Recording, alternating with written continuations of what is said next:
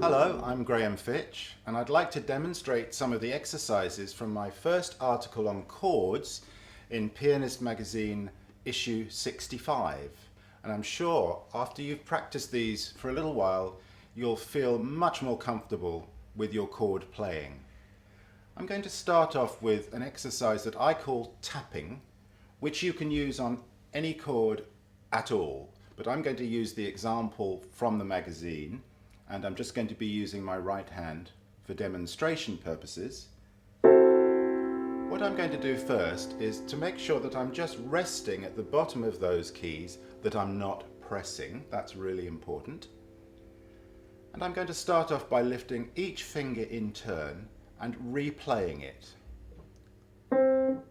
Now, as I lift that thumb, I'm aware that I'm not putting any pressure into the other fingers. They're simply resting on the keys.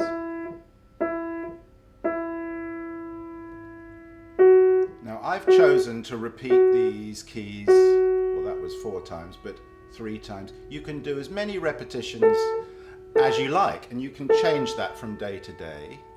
Having done single notes, I'm now going to do pairs of notes.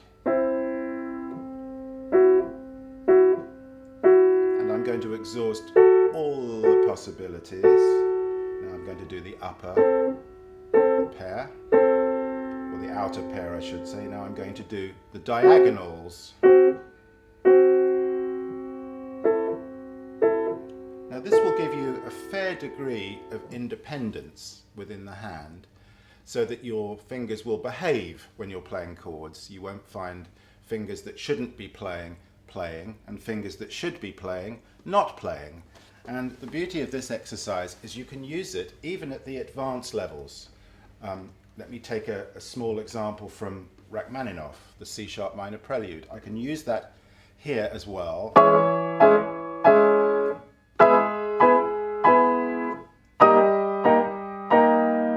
And if I go back and do that again now with the outer notes of each of those chords,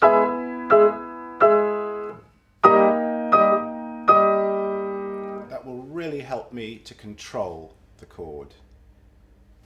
Now I'm going to move on to the C.P.E. Bach Pastoral, which you'll find inside the magazine, and I'm going to show you how to apply the tapping techniques to that piece.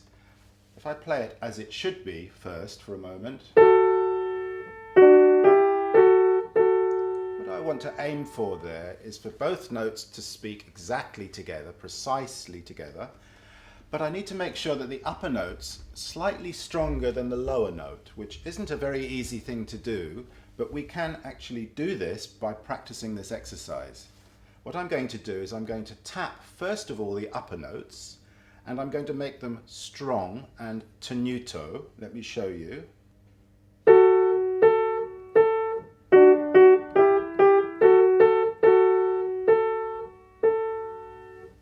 Now I'm going to do the same thing with the lower notes, but this time I'm going to make them softer and more staccato.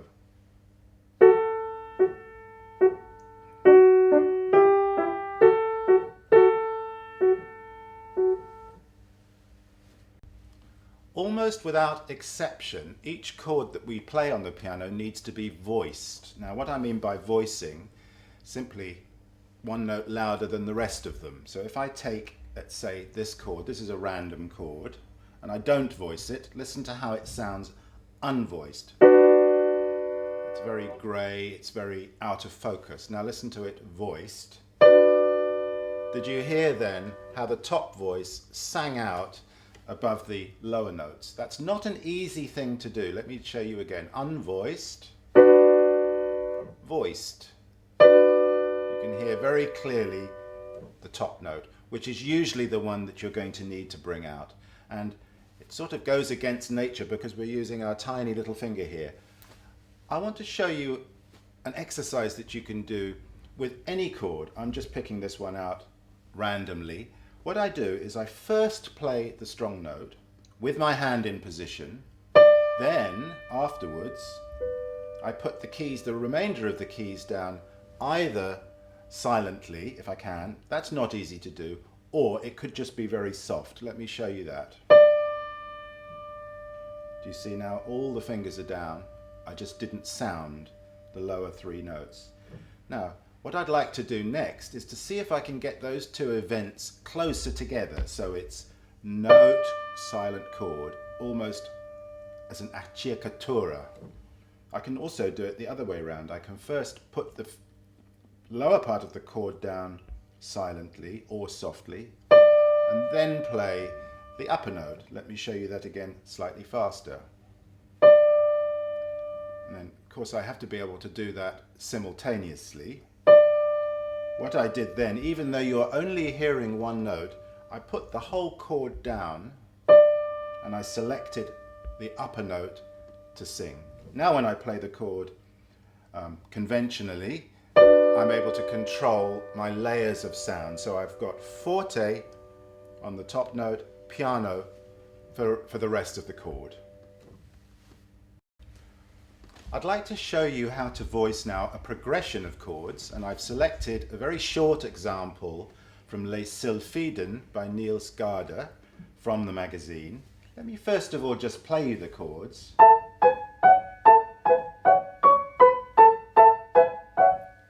Now you'll hear or be able to see that there are 3 notes, mostly 3 notes in each chord. And I want again to be able to voice my chord to the top notes. If I didn't voice it, listen to how clumsy it sounds and heavy it sounds. And you will hear there that the thumb comes through stronger because it's heavier, and also because it's in a lower register of the piano. So in order to voice so that I can hear the top, let me show you that now. Do you hear the top note? It's the strongest one of the 3. I first of all practice just the top line by itself, but very important to remember to use the fingering that you're going to end up using, because you don't want to interfere with your muscular reflexes. So this is what we're going to do first.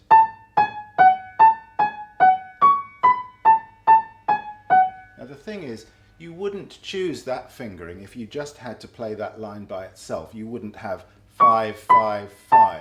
But it's important to do 5, 5, 5 because that's what you're going to end up doing. What I'll do next is I'm going to play my thumb line, the lowest line, but I'm going to play it softly and lightly. Do you hear the difference between the 2 levels of sound? Now I'm going to aim to combine those 2 levels by playing only the upper voice and the lower voice, or the lowest voice.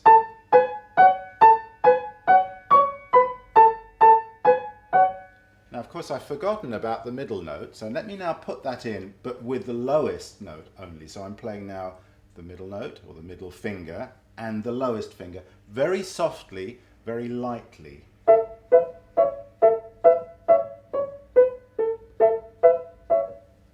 And now I'm going to play, for the sake of completion, my upper voice and my middle voice. And again, aiming to make my upper voice really strong and my middle voice really light.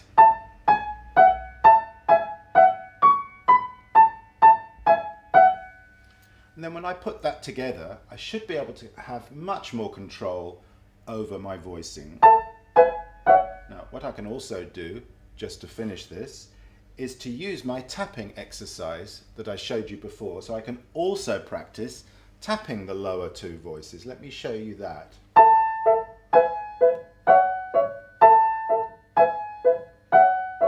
And so on. I think you'll find that after having practiced these exercises, you'll be much more comfortable with your chords, you'll have much more control over your voicing, and I look forward to joining you again in the next episode, where I'm going to show you some more advanced techniques for improving your chord playing.